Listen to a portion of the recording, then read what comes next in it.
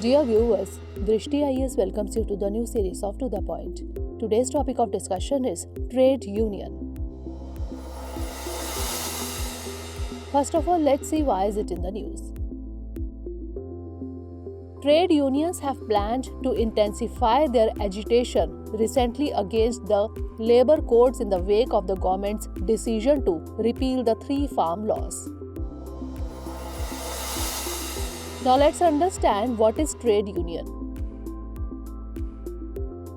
Labor unions or trade unions are organizations formed by workers from related fields that work for the common interest of its members. They help workers with issues like fairness of pay, good working environment, hours of work and benefits. The purpose of these unions is to look into the grievances of wagers and present a collective voice in front of the management. Hence, it acts as the medium of communication between the workers and management.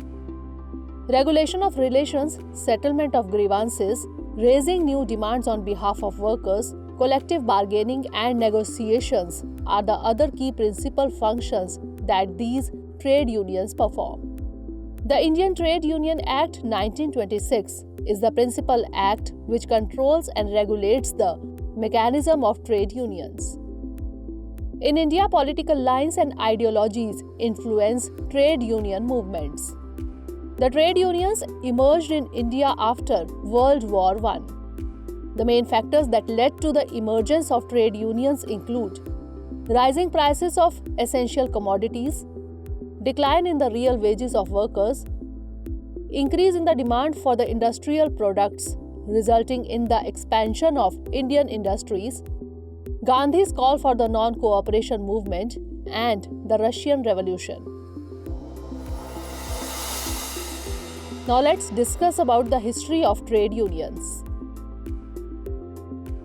The Madras Labour Union, formed in April 1918, is generally considered to be the first trade union in India. B.P. Wadia, a nationalist leader and an associate of Annie Besant, was instrumental for its organization.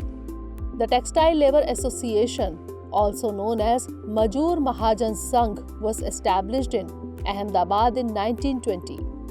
The union was formed following the agitation of mill workers of Ahmedabad, demanding for a bonus to compensate for the rise in prices. This union worked along Gandhian lines and became very strong over the years. Now moving on to the Trade Union Act.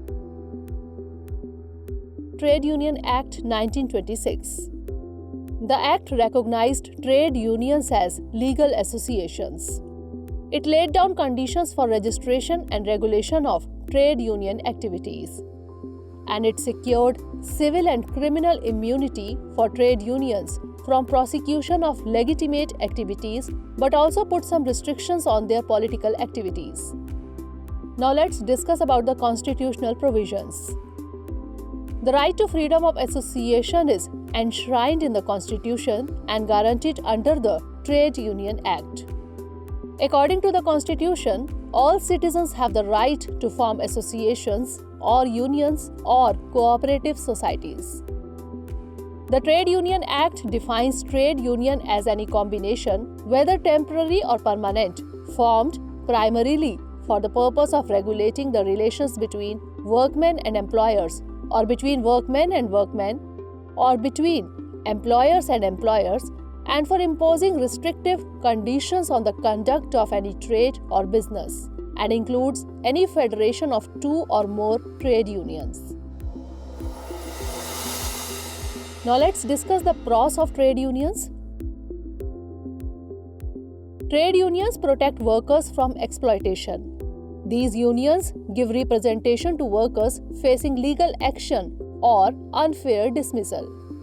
They help to negotiate and implement new working practices which help to increase productivity. And they bring workers closer to manage and represent interest.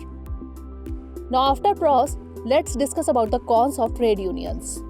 If labor markets are competitive and trade unions are successful in pushing for higher wages, it can cause unemployment. Trades union only consider the needs of its members.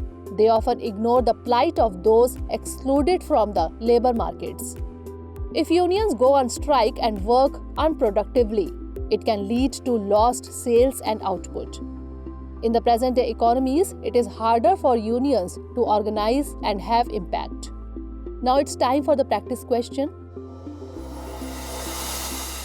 Consider the following statements. 1. It is illegal to form trade unions in India. 2. The Madras Labour Union is considered to be the first trade union in India. Which of the above statement or statements is or are correct? 1 only, 2 only, both 1 and 2, or neither 1 nor 2. Send the answer of this question in the comment section. Stay tuned for the next episode. Thanks for watching. Have a great day. Dear viewers, watch this topic in Hindi on our Drishti IAS Hindi YouTube channel.